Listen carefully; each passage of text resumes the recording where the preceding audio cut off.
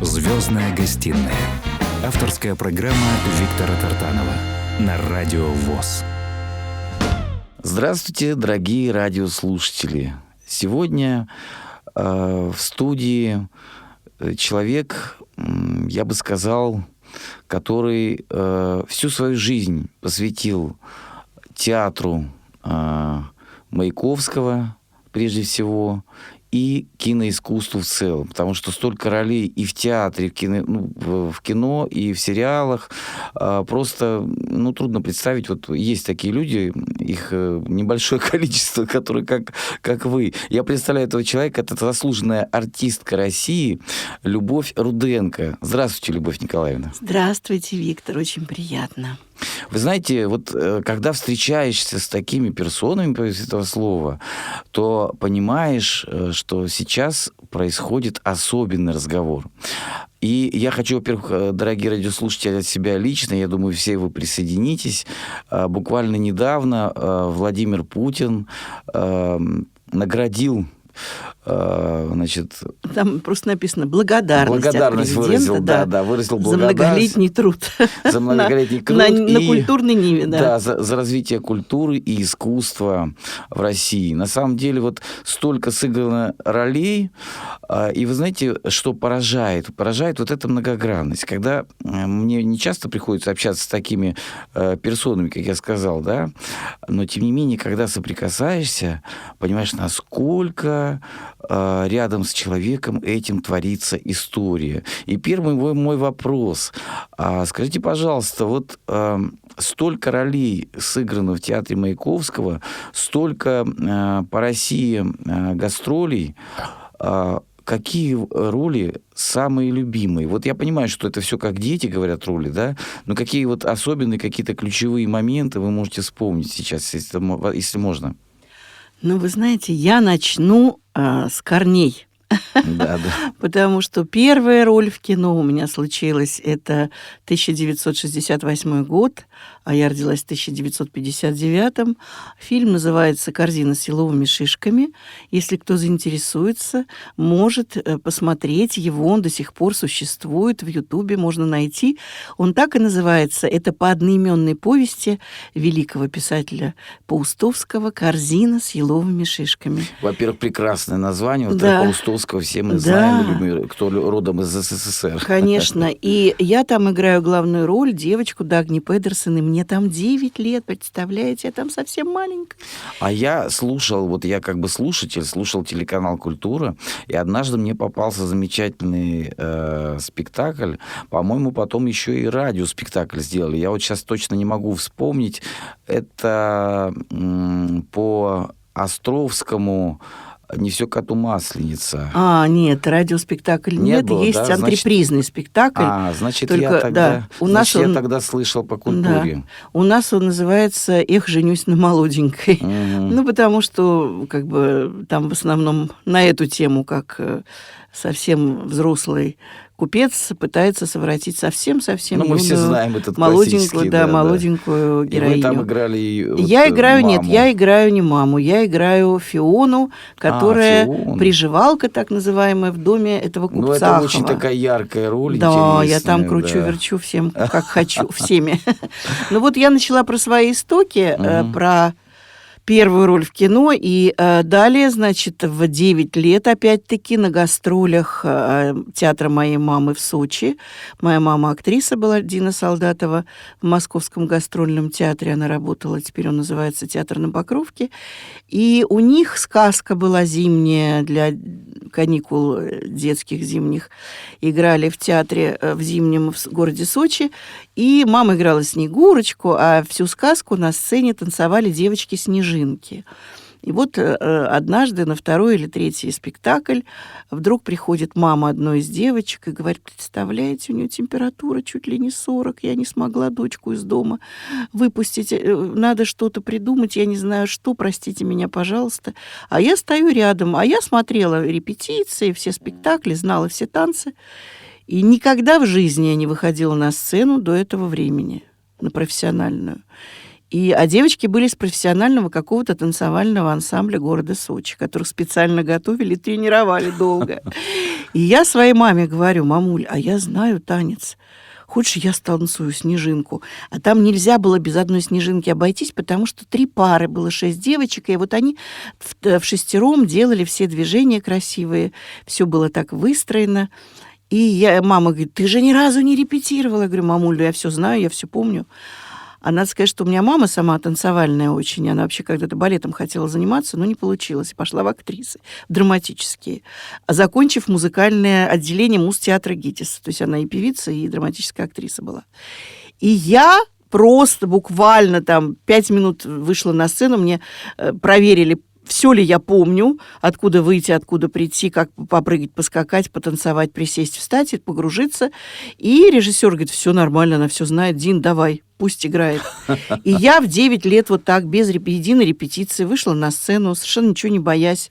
То есть у меня получился выход в кадр, на команду «Мотор» начали, и выход на сцену произошел такой, шутя, играя, легко в детстве. И вот этого момента преодоления, волнения какое-то, выйти, получится, не получится, у меня этого не было вообще тогда. Для меня это все как игра случилось в моей жизни. И поэтому, когда я уже подрастала и понимала, что надо определяться с профессией, а определилась-то я, понятно, в каком возрасте, в 9 лет, и я, мало того, что я была еще закулисным ребенком, я росла у мамы за кулисами, на всех гастролях, естественно, тоже всегда с мамой, все спектакли мамины смотрела, а старшая сестра моей мамы Ирина Солдатова была актрисой в театре Российской армии. Я еще была и закулисным ребенком театра Российской армии, ныне это просто театр армии. А тогда какие были актеры да, в то время? И я просто, меня Алена Покровская, которую все знают по фильму «Офицер», она играет Любу, она водила меня за руку по театру, всем показывала. Вот, причем я была копией Алены. Все говорили: Алена, какое отношение к тебе имеет Люба? Но вот я закулисный ребенок просто с рождения, практически родилась в театре, в кулисах. Ну и на съемочной площадке оказалась маленькой, и мне так это все нравилось, так мне все интересно было. Я сама все придумывала. Там надо было шишки в лесу собирать. Я ассистенту по реквизиту сказала: я сама все шишки положу, потому что я знаю, как по камере, откуда и какую шишку и когда я должна забирать в кадре. Он все время кидал с дерева и мимо. Он все время не туда кидал. Я говорю: вы кидайте куда хотите, я себе сама положу в травки шишечки, буду правильно собирать. И подходит оператор к моей маме и говорит: Дина Анатольевна, я не знаю, в чем дело, но у вашей дочери врожденное чувство кадра. Она всегда знает, где камера, ее видит, где не видит. И вот эти 8, обратный кадр, когда снимаются партнеры, она абсолютно 100% точно знает, как ей встать, чтобы ее было идеально видно в кадре. И вот это со мной произошло вот просто с рождения, практически с детства, да. И поэтому другой профессии, кроме как актерской, быть на сцене или в кино, или в телевизоре, для меня другой ипостаси вообще не представлялось в моей жизни никогда. И когда я написала в 9 классе, по-моему, в школе, нам задали сочинение на тему «Моя будущая профессия», я написала такое, просто не написать в 2 словах «хочу быть артисткой», а я придумала такую формулировку. Я говорю: я хотела бы с детства быть и парикмахером, и учительницей в школе, и врачом, и водителем троллейбуса, и археологом. Кем я только не хочу быть. И единственная профессия на свете, которая даст мне эту возможность, это актерская. И на самом деле на сегодняшний день я была и тем, и тем, и тем. Я даже была инкассатором, женщиной, которая водила огромную инкассаторскую такую, знаете, броневик. Огромная машина такая, BMW, которая, забыл, как это называется слово, господи, в которую можно стрелять. Броневик, действительно, такой на колесах. Огромная тяжелая машина. Этого нет на самом деле, женщин-инкассаторов нет. Это единственный раз была в фильме «Старики-разбойники» Ольга Арусева, но это тоже они придумали. Инкассаторы всегда мужчины. Я там бегала с настоящими автоматами УЗИ наперевес. Я их носила не на плече, они очень тяжелые, я как авоська в руках, как сумку несла. Все мужики хохотали, вот эти инкассаторы профессиональные, потому что я училась водить эту машину во дворе настоящего вот этого, парка инкассаторских машин. Они выскочили все смотреть, что это там за чудо такое природы на инкассаторской машине рассекает по двору на скорости 100 км в час. И круги наматывала, тренировалась. И кого я только не играла потом, и тоже и водителя троллейбуса сыграла все-таки, и медсестру я играла в одном сериале, я даже делала, почти, меня мама научила в детстве делать уколы, я могла, но я так профессионально изображала, как я делаю уколы, что проходящие мимо кабинета, настоящие в больнице, больные, да, пациенты, подходили ко мне, выстраивались в очередь около кабинета, где шла съемка. И когда я выходила из кадра, а камера внутри кабинета, они же не видели камеру, я выхожу из кабинета с шприцом в руках, и они говорят: доченька, а нас-то примешь, укольчик-то сделаешь? Я говорю: ой, дедуль, подождите, сейчас отснимусь и сделаю, вам какое лекарство вколоть? Мне потом съемочная группа говорит: Лёва, прекрати, ты же артистка. Я говорю: ребят, я умею делать уколы, я могу пойти помочь. Если негде делать уколы, я с удовольствием это сделать. Я люблю любую профессию, с которой я соприкасаюсь вот в своей работе. Обожаю. И, главное, внедряюсь туда до глубины. Вот просто все изучаю. Ну, у вас это видно, потому что вот я же говорю, что вы настолько умеете перевоплощаться, что так не все могут. Почему я сказал, что особо важная такая персона? Потому что вот вы такая, если переселяетесь в другой образ, то вы действительно уже являетесь этим человеком.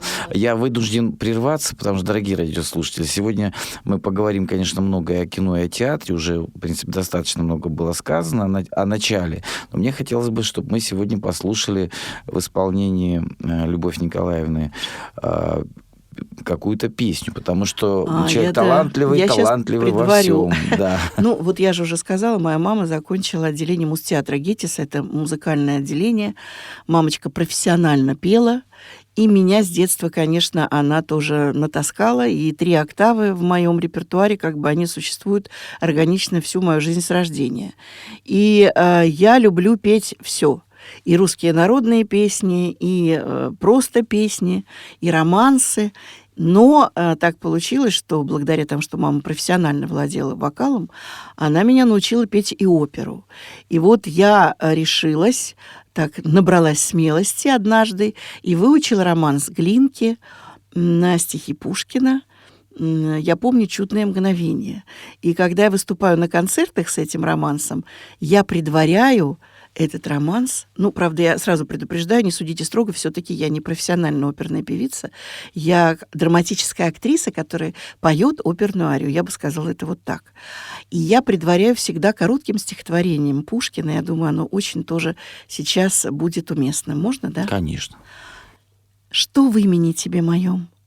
Оно умрет, как сон печальный, волны, плеснувшей в берег дальний, как звук ночной в лесу глухом.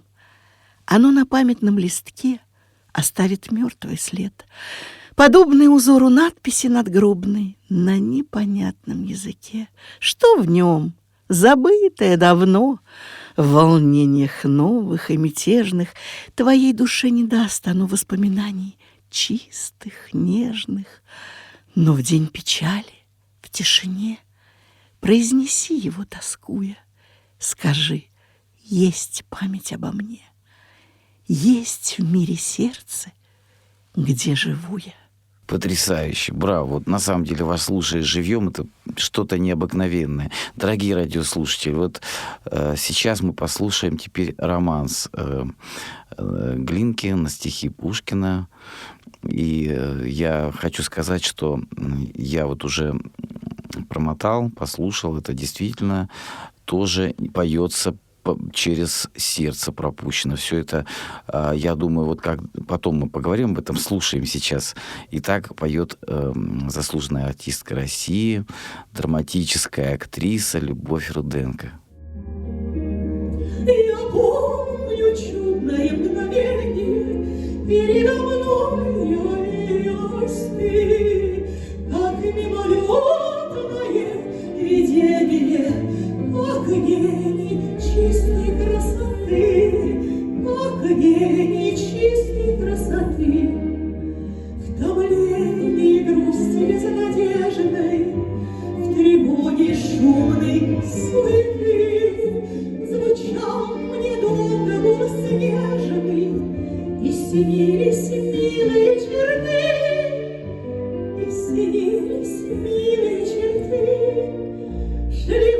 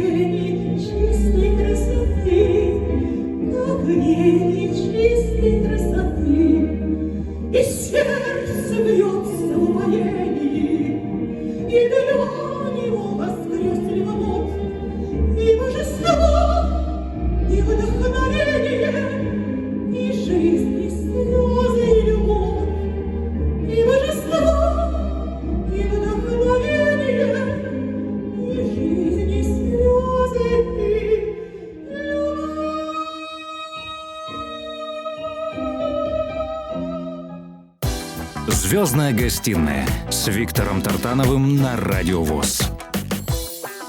Дорогие радиослушатели, сегодня у нас в гостях заслуженная артистка России Любовь Николаевна Руденко. Как все мы смогли... Просто Любовь. Не люблю по отчеству, ужасно. Хорошо. Да. Вот, Любовь, вы знаете, я хотел сказать, когда...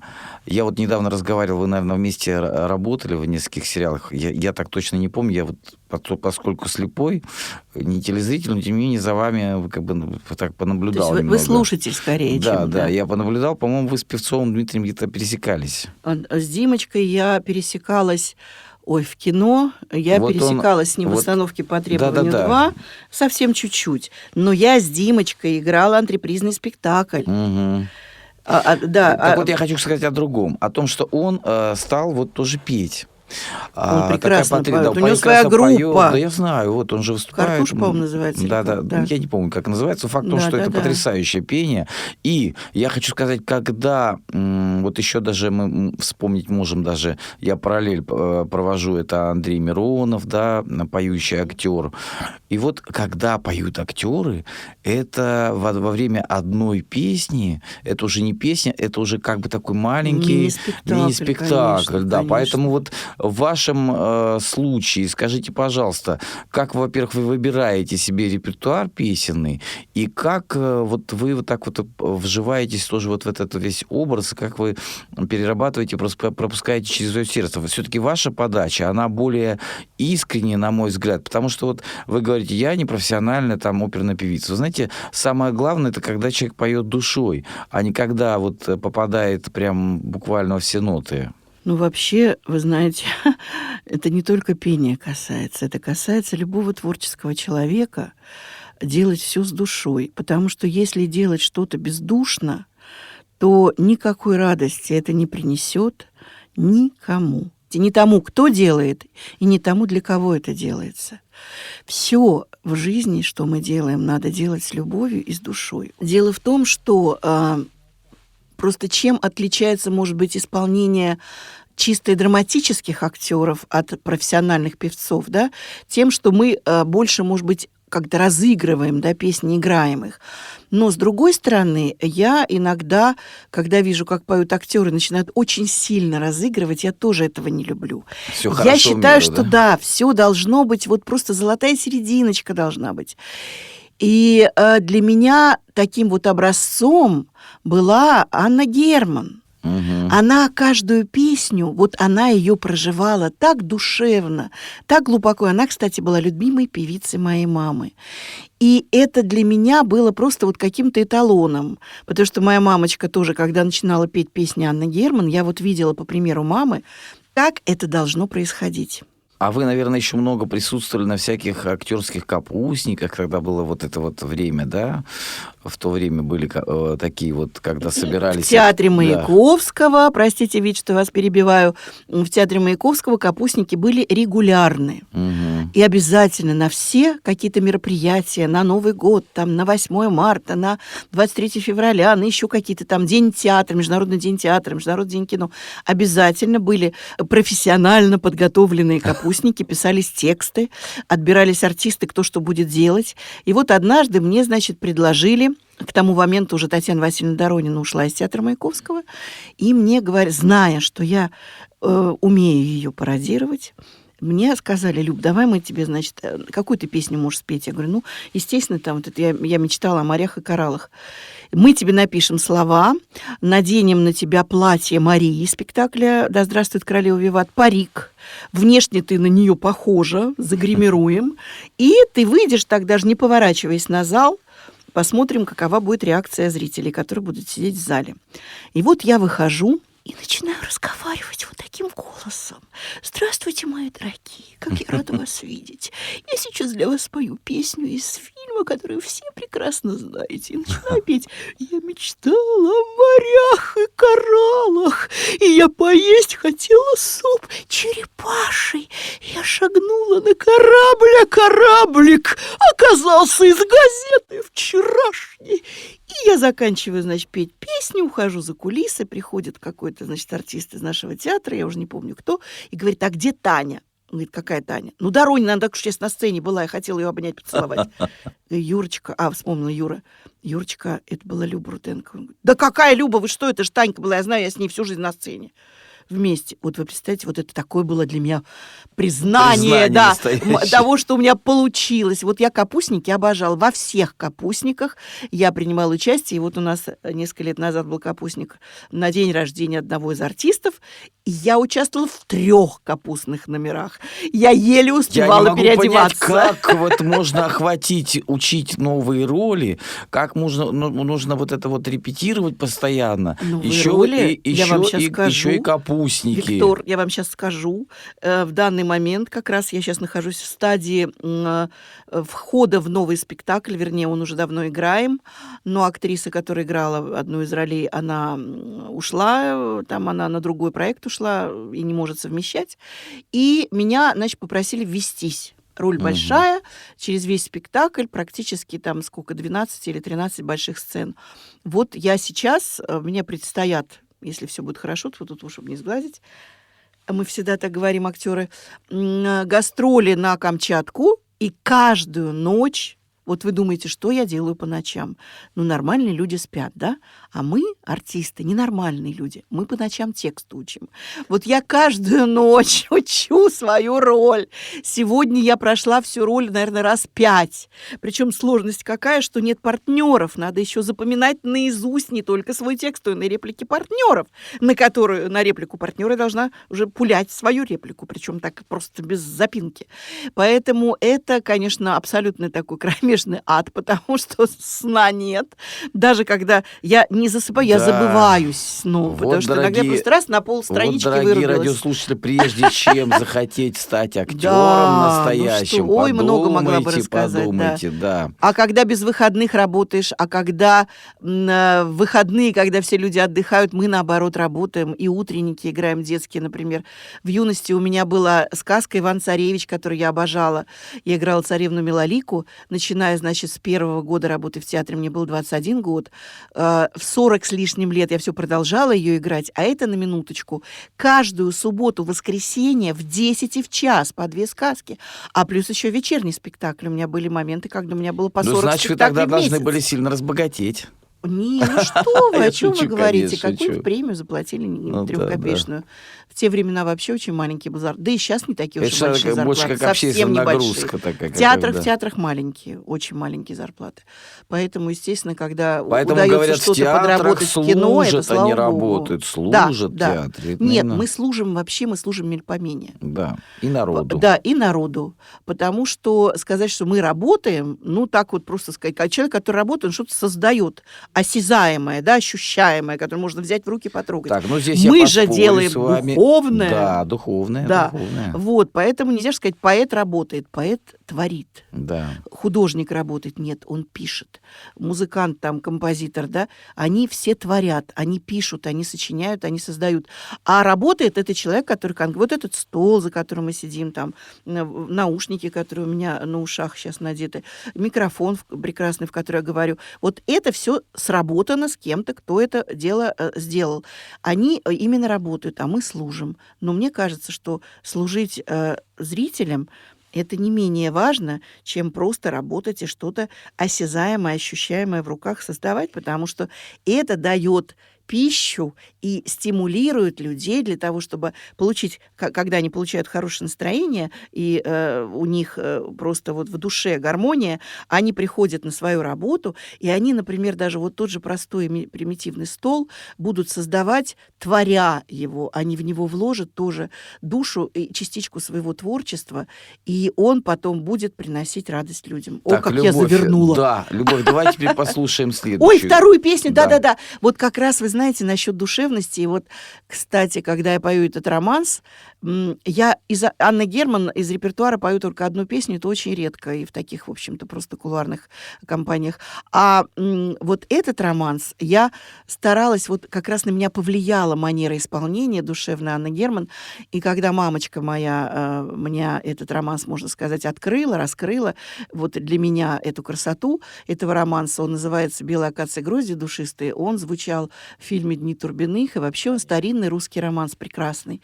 И вот его я пою очень так, в общем, нетрадиционным образом исполнительским. Заинтриговали. Именно, Слушаем этот романс на волнах душевно, Радио ВОС в исполнении Любови Руденко.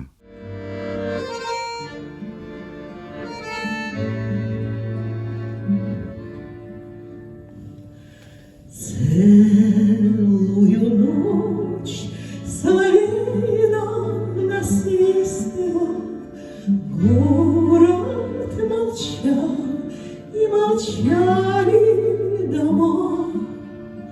Белой акации груздью душистые, ночь напролет нас сводили с ума. Белой акации груздью душистые, ночь напролет нас сводили с ума. Сад был омыт весь весенними ливнями, в темных оврагах стояла вода. Боже, какими мы были наивными! Ой, как же мы молоды были тогда! Годы промчались, седыми нас делая, где чистота этих веток живых? Только зима, да метель напоминают сегодня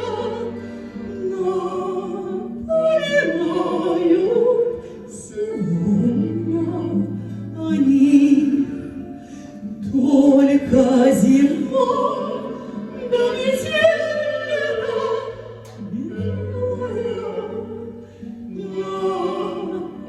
напоминают сегодня они. В час, когда ветер бушует неистово, с новою силою чувствую я белой акации грозя душистые, неповторимы, как юность моя. Белой акации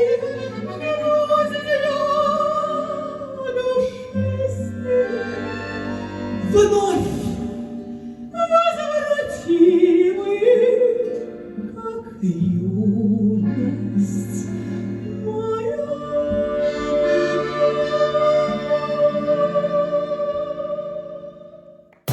Звездная гостиная с Виктором Тартановым на Радио ВОС. Дорогие радиослушатели, говоришь, и невозможно, понимаешь, что невозможно уложиться по времени, ни по какому, потому что с этим человеком можно говорить целый день. Да, можно не говорить, хватит да, времени. и не хватит времени Да. сказать, потому что За 5 минут коротенько, минут на 40. Сколько эпизодов, сколько... Это жизнь-то, господи, за Да. плечами 63 А года. сколько ни говори, а все равно за кадром останется целая жизнь. Кто это перечувствовал все? Кто видел эти бессонные ночи? Да. Кто видел эти поездки бесконечные? Вот сейчас Ой. был звонок, поеду на Камчатку, вернусь из Москвы, продюсеры, съемки, как все съемки тоже. в театре не Ой, это такие любят, испытания. когда съемки О. начинаются, режиссеры, да? Да, ну что делать? Приходится. Да. Нет, мы лавируем. Мы либо Конечно. заранее, либо составляется график съемочный, либо мы на съемке съемки уезжаем, когда отпускает театр, когда позволяет репертуар. Вот я хочу вернуться к вопросу. Я вот задал вам вопрос. Вы По поводу любимой роли? Да. Вот какие... Я Нет, помню, ни одной роли, ни одной. помню. Значит, во-первых, я ни разу в своей жизни не сыграла роль, которую бы я не хотела сыграть. Ни в театре, ни в кино. Даже учась у Андрея Александровича Гончарова и потом поступив к нему в театр, Андрей Александрович Гончаров был великий режиссер, с которым спорить и противостоять ему было нереально, невозможно. Потому что он был очень мощный, авторитарный такой человек, великий режиссер, и очень такой нетерпящий возражений, именно такой абсолютно авторитарный человек. И сказать ему там «нет» было невозможно. И я умудрялась даже его спектаклях репетируя, выпуская роли в его спектаклях, я умудрялась так выкручиваться, что я отснялась в сериале. Вторая исполнительница моей роли, значит, я, конечно, немножечко обманула, сделала вид, что я заболела, типа у меня флюс. Даже могу рассказать эту тайну. Этого не знает никто. Да, я пришла в театр и сделала вид, что у меня опухла щека. В репертуарной части меня спросили, что с щекой. Я говорю, зубы болят. А мне надо было всего-навсего там неделю посниматься, чтобы потом запустился уже сериал 60 с лишним серий. Назывался он «Редакция». И меня отпустили на эти репетиции. И неделю эту репетировала другая актриса. И нормально совершенно. Я приходила, она мне все рассказывала, я все знала. И когда я отснялась в течение этой недели, Андрей Александрович, естественно, никогда в жизни не догадался бы, что я вот так вот хитрым образом слиняла, можно сказать, с первых репетиций. А репетиции-то только начались. Ну и я потом быстренько влетела, тут же начала репетировать, и все хорошо, и выпустила, и все потом получилось. И в сериале я снялась. То есть я как-то хитрила. Я знаю, там, например, тот же Игорь Костолевский в молодости, когда он начал много сниматься, там тоже Володечка Ильин. Они просто брали больничные. Один раз мне надо было уехать на месяц. И у меня не было ни одного спектакля. Это уже Андрея Александровича не было. У нас был Сергей Николаевич Арцебашев. И я просто пришла нагло. Я рассказываю сейчас очень большой секрет. Пришла в стоматологическую клинику, к хирургу и сказала, какая операция может дать больничный на месяц? Он сказал, если у вас вывих челюсти. Я говорю, пишите. Мне написали справку, что у меня вывихнута челюсть. Я принесла ее в театр, естественно, замотала платком лицо, чтобы не было видно, что челюсть-то на месте стоит. А так как у меня все равно не было спектакля, чтобы просто меня не вызвали случайно там на какую-то массовку. Не на роль, а на массовку. И я уехала на месяц на съемки. И вот так приходится выкручиваться очень часто, потому что, конечно же, театр в приоритете. Конечно же, я никогда не уйду из театра. Были моменты, когда меня пытались совратить в другой театр, там я репетировала на стороне, но там были условия уходить из театра Маяковского. Я говорю, да вы что, никогда в жизни. Это такая намоленная сцена. Этому зданию, вот сейчас у меня был творческий вечер, 8 мая, я рассказывала историю театра. Театру исполнилось 29 октября 2022 года 100 лет. А само вообще место, где находится театр Маяковского, ему вообще на сегодняшний день, сначала там вообще была концертная площадка, в 1805 году на этом месте, где сейчас стоит театр Маяковского, начинали гастролировать артисты из Европы известные. А в 1885 на месте предыдущего здания, там была просто ротонда, которая в 1812 году сгорела, и на месте этого пилища по инициативе Георгия Парадиза, известного антрепренера немецкого, графиня Глебова-Стрешнева, она захотела построить тоже концертную площадку. И построили, тем более, что к тому моменту в России разрешены были уже частные театры, и вот этот театр «Парадиз» был одним из первых вообще в России, тем более в Москве, частным театром.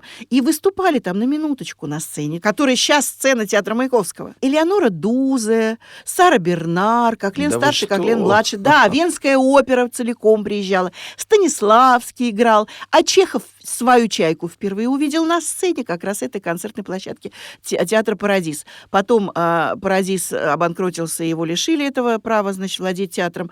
А в 18 году он был экспроприирован и назван Тиревсатом, театр революционной сатиры, который в 22 году уже официально был назван театром революции, который потом стал театром Маяковского, и до сегодняшнего дня он таковым и является.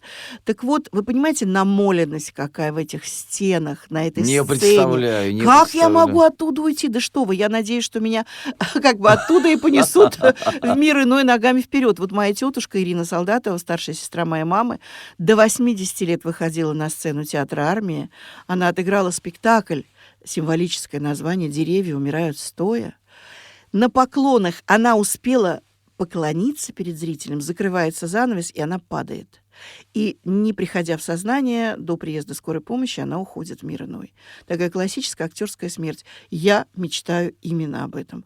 Потому что, чтобы не быть больным, немощным и своих родных и близких, не обременять заботами о себе, и чтобы быть в профессии. Вот сколько будет сил выползать на сцену, столько я буду выползать. Некоторые бывают актрисы, их даже на колясках вывозят. Вот Яблочкину возили на коляске, ей было 100 лет. И ничего страшного, она прекрасно играла, и зритель также ей внимал и любил, и обожал, шел на нее. Вот я об этом мечтаю. Да. Что, следующей песни нет? Да, следующая песня. Я просто я все слушаю и поражаюсь, вот насколько вы, вот знаете еще в чем ваша уникальность? В том, что сегодня уже москвичей коренных, да, жителей Москвы, надо заносить в Красную книгу какую-то отдельную, потому что вот эта вот преемственность, это любовь к истории родного города.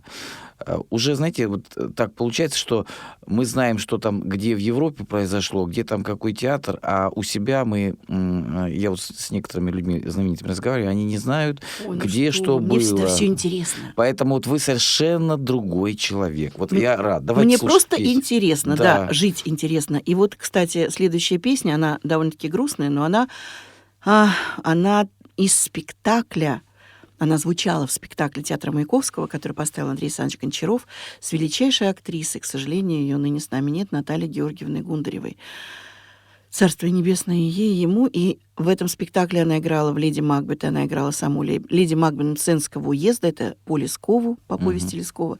Там трагическая история жизни женщины, которая очень умела сильно любить, но трагически оборвалась ее жизнь. И вот в этом спектакле звучит эта песня. Она грустная, но она про жизнь, про нас.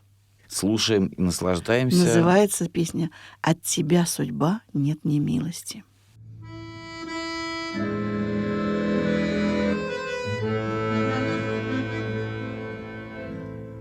От тебя, судьба, нет мне милости, на любовь судьба поскупилась ты, на мела листвы, на сугробила, озардевшись петь не сподобила, озардевшись петь не заберечь ума.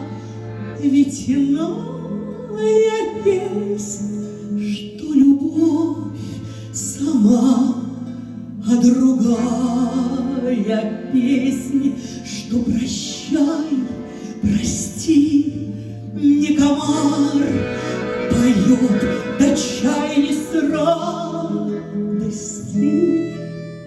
Ой, темна ты ночь законная,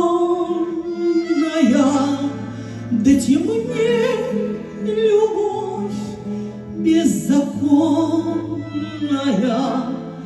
Ой, ты темень тьма ненадежная, да ведь нежна есть любовь осторожная. Ты вспорхни, любовь, из-за ворота. Люди каркают хуже ворона. Но не мочь забыть все вчерашнее, озардевшись петь не страшное.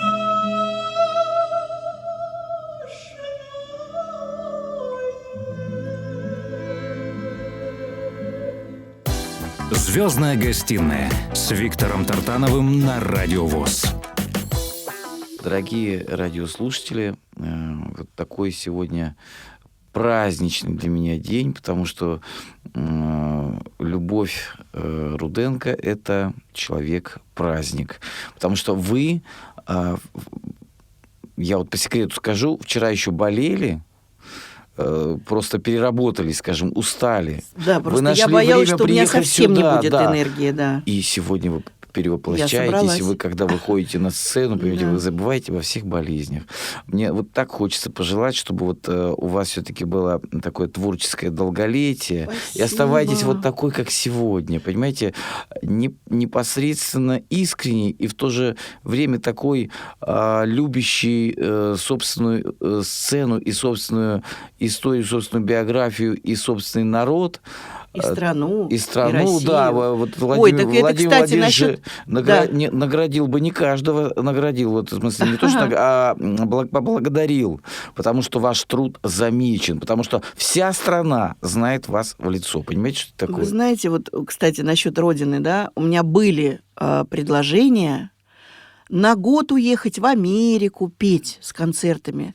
Говорит, открывается русский ресторан, у вас замечательный совершенно репертуар с русскими и цыганскими старинными песнями, с романсами. И я даже сама на гитаре играла когда-то. И у нас, говорит, свой гитарист, и все, и у вас будет ангажемент на целый год. Я говорю, да вы что, как-то я уеду? Не-не-не. Ну, хотя бы на полгода. Я говорю, какие на полгода? Я на месяц на гастроли уезжаю, с ума сходить начинаю. Потом в Греции, опять-таки, тоже мы были на гастролях с театром Маяковского, и так получилось, что нас пригласил в свой ресторанчик один, значит, бывший русский, как бы, грек, который вернулся из России на свою родину, и мы с Николаем Николаевичем Волковым у него в ресторане вдруг запели на 2 голоса романс, и он услышал, как я пою, он тоже он говорит, я сейчас буду делать большой ресторан. Пожалуйста, я тебя на коленях стала, я тебя умоляю, на полгода, ну хотя бы на первый месяц, чтобы раскрутить мне ресторан. Я говорю, миленький дружочек, ну как же, у меня же в Москве муж, у меня самое главное сын, у меня мамочка, у меня бабушка, дедушка, у меня театр, у меня работа, я не могу даже на месяц уехать. Категорически. Другие там, очень многие из моих друзей и коллег уезжали. И надолго, и на съемки. Вот если бы на съемки там отснялась и вернулась, да, а вот так вот уехать на полгода, на год работать, нет, никогда в жизни бы не смогла. Потому что для меня Россия это все, это вот мое, как бы сказать, второе я. Родина, Россия, вообще все, что связано с Россией, с Москвой. Я первая москвичка в нашем роду. Мой сын уже 2-й москвич, а внучка уже 3-я. Получается, внучка настоящая коренная, да. Получается, что по 3-му, значит, поколению считается коренной москвич. Вот моя внучка Миленочка, она у нас 3-я уже, значит, в поколении. А дедушка мой, он вообще с Дона, он донской казак.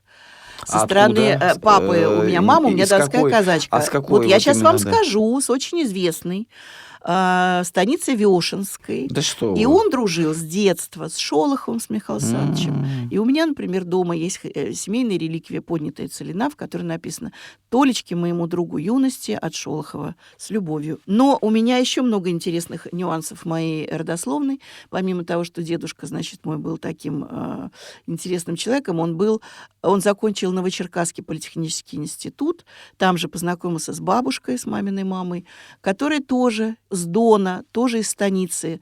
И у нее был отец вообще атаман. А из какой станицы, интересно, не помните? Усть-Медведецкая. Угу. И атаман был Алимов. И он вообще погиб в момент вот всякие эти продразверстки, раскулачивания и так далее. И вся семья почти ее была сослана в Сибирь, и все по дороге погибли, бабушка одна осталась живых. Вы знаете, здесь я прям вообще снимаю вот эту шляпу невидимую, потому что я тоже родом из Ростовской области. Да что вы! Все мои корни из станицы Мельховской, бабушка, дедушка, из Мелиховска у нас тоже были родственники, и под Ростовом, и в Таганроге, и в Ростове, да, везде. Я знаком был, Царство Небесное, с человеком, который написал писал этот самый «Цыган» с Анатолием Владимировичем Калининым. Ага, вот, тоже, сейчас да, дружу наш. с его дочерью. Да-да-да. Вот, на его 90-летие, и потом, когда отмечалось столетие, я там был всегда у них в гостях. Да. Так мы с вами соплеменники. Да. Вот я во мне ровно половина донской казачьей крови, да. Причем у нас, Замечательно. не знаю, как вы, вот я, например, знаю свою родословную до 17 века. У нас отец нашего рода был, от которого потом пошло очень много ветвей. Отец Елисей. То есть я считаю, что вот первый такой лицедей в нашем роду это был священник. Потому что, ну, естественно, он же ведь перед людьми выступал, да, и ему же все верили и шли за ним. Это отец Елисей, и матушка ему родила 12 детей. 12? Да, и от всех этих 12 детях пошли ветви Данилевские, Солдатовы. Пошло огромное количество вот этого, это значит, династия, потомства. Да. И на одной из этих ветвей писатель Данилевский, Да который что? написал «Княжну Тараканову», да. А на другой Маяковский. И поэтому для меня это очень было важно, что я работаю все же в театре Маяковского. Но вот у меня после еще... этого и скажите, что все случайно происходит. Ничего случайного. Мало того, я случайного. начну еще дальше копну. Школа, в которой я училась, 12-я спецфранцузская школа на Старом Арбате, я, когда бегала на 4-й этаж, каждый день я пробегала мимо огромного плаката с цитатой из стихотворения Маяковского. Цитата следующая. «Светить всегда, светить везде до дней последних донца, светить и никаких гвоздей. Вот лозунг мой и солнце». И вот я бегала все время мимо этих слов и думаю, господи, как же это прекрасно, я бы так и хотела жить всю жизнь. И когда я уже выросла, и дедушка рассказал мне о том, что, оказывается, Маяковский, у нас с Маяковским есть общее родство, я говорю, господи, это же вот неспроста мне эти слова в душу запали. А потом я поступаю к Андрею Александровичу Гончарову, который главный режиссер театра Маяковского, и оказываюсь в театре Маяковского, и всю жизнь здесь работаю. И вот, кстати, следующий, может быть, музыкальный номер я бы предварила стихами Маяковского, опять-таки. А номер будет следующий такой. Он из тех времен, как раз, когда Владимир Владимирович творил, песня веселая, называется «Конфетки-бараночки» про Москву златоглавую. А стихотворение я бы хотела прочитать такое очень лирическое, потому что для меня, в первую очередь, Владимир Владимирович лирик. Да, у него необыкновенные Да, лирические. романтик и лирик. И была история, еще минуту до песни, была такая история, когда мой дедушка Анатолий Солдатов с бабушкой, с Матрёной Филаретовной Алимовой пошли, еще будучи... Они только-только поженились, молодые студенты, они пошли на концерт Маяковского, на выступление его. И что-то он был очень грустный, какой-то потерянный. И бабушка даже сказала, Толь, давай зайдем к нему за кулисы, ведь все-таки у нас родня есть общая. Может быть, мы с ним как-то подружимся. Какой-то он очень грустный, он прям, говорит, серого цвета было лицо. И дедушка, врожденная такая интеллигентность, в 9 колене дедушка сказал, Мотя, ну что ты, он великий поэт. Зачем мы ему? Он еще испугается, подумает, что нам от него что-то нужно. И буквально через несколько недель Владимир Владимирович застрелился. И вот бабушка сказала после этого дедушке, вот, Толя, вот мы глупость-то какую с тобой совершили, надо было пойти, а может быть, ему нужна была поддержка и дружба, тем более родных людей. Нам бы ничего от него не нужно было, а наоборот, мы бы ему дали вот это тепло, которого, может, ему не хватало в жизни. И я вот эту историю с детства знаю от дедушки моего, и всю жизнь этому следую. То есть никогда не надо стесняться помогать людям, дружить и протягивать руку помощи. Но вот стихотворение Владимира Владимировича, оно коротенькое. Послушайте. Послушайте, ведь если звезды зажигают, значит, это кому-нибудь нужно.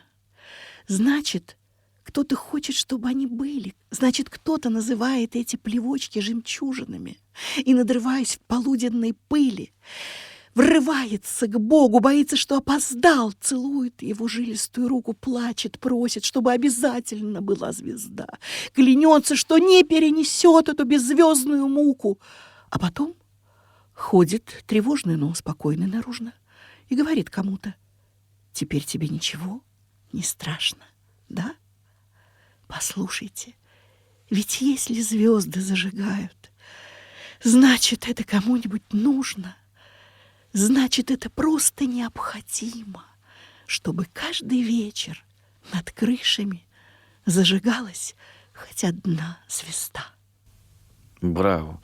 Дорогие радиослушатели, вот это просто вот то, что мы сейчас слышим, это неповторимо, и это настоящая актриса с большой буквы.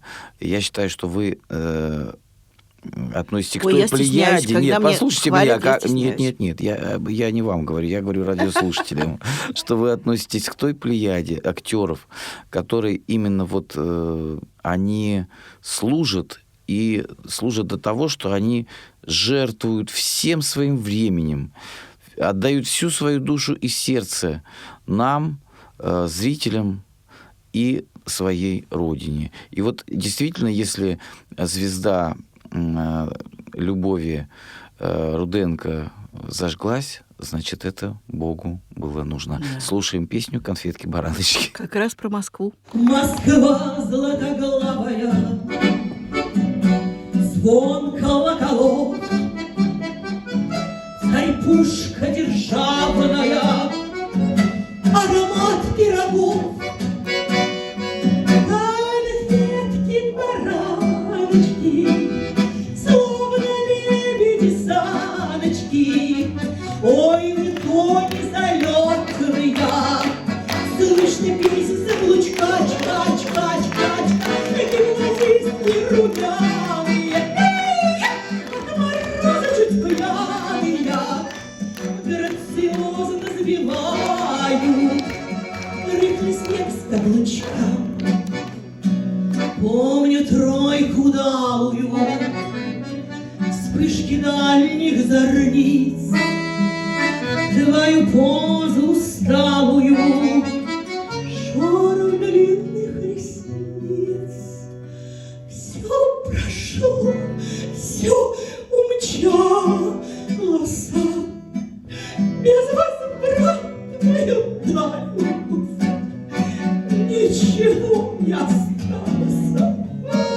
Ой, лишь тоска да печаль, но зато осталось, что конфетки-бараночки, словно лебеди-саночки. Ой, вы кони залетные, слышно песен заблучка, чка-чка-чка-чка, гимназистки румяные, от мороза чуть пьяные, грациозно завивают рыхлый снег с каблучка. Понятно. Конфетки-бараночки, словно лебеди-саночки. Ой, вы кони залетные, слышно песен с каблучка, чка-чка-чка-чка, и гимназистки румяные, от мороза чуть пьяные, грациозно завивают рыхлый снег с каблучка. «Звездная гостиная» с Виктором Тартановым на Радио ВОС.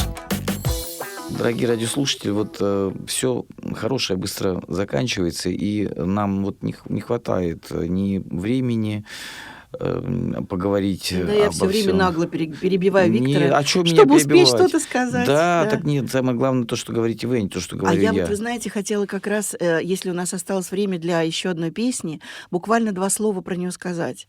Дело в том, что мой учитель Андрей Александрович Гончаров, у которого я работала под его началом в Театре Маяковского целых 34 года, пока он не ушел, к сожалению, из этой жизни, он очень любил романс, он был фронтовиком.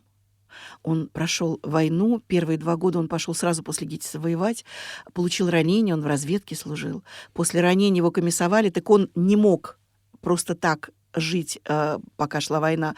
И он возглавил первый фронтовой театр, который организовался в ГИТИСе в 1943 году.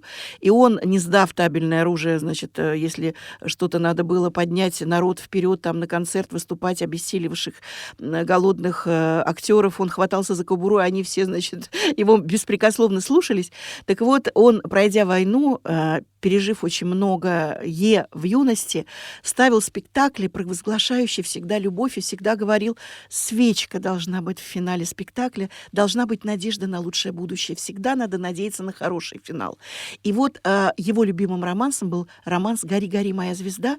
И этот же романс очень любил мой дедушка Анатолий Данилович Солдатов, светлая ему память, которого я обожала. И вот теперь как раз в финале прозвучит этот потрясающий, очень душевный романс «Гори, гори, моя звезда».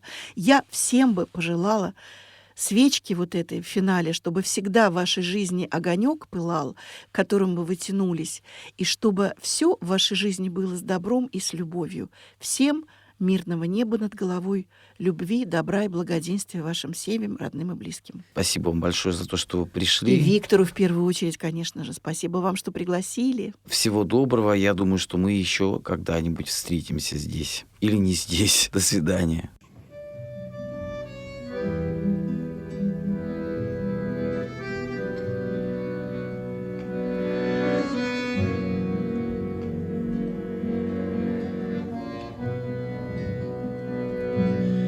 Гори, гори, моя звезда, звезда любви, приветная. Ты у меня одна заветная, другой не будет никогда. Ты у меня одна заветная, другой не будет никогда. Сойдет ли ночь на землю ясная, звезд много светит в небеса, но ты одна, моя прекрасная, горишь в отрадных мне лучах, но ты одна, моя прекрасная, горишь в отрадных мне лучах. Твоих лучей волшебной силою вся жизнь моя озарена.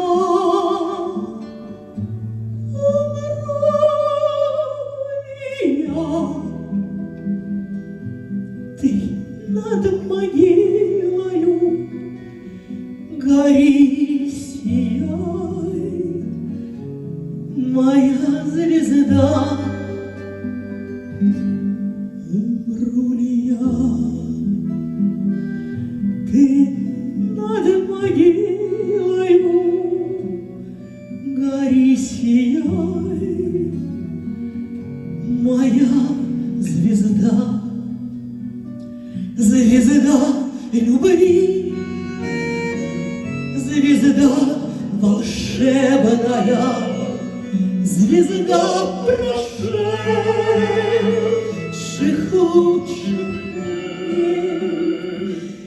Ты будешь вечно неизменная, в душе измученной моей. Ты будешь вечно неизменная,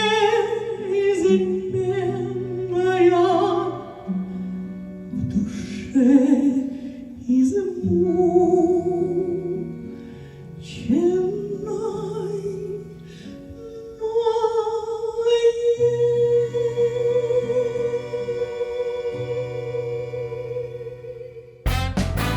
«Звездная гостиная». Авторская программа Виктора Тартанова.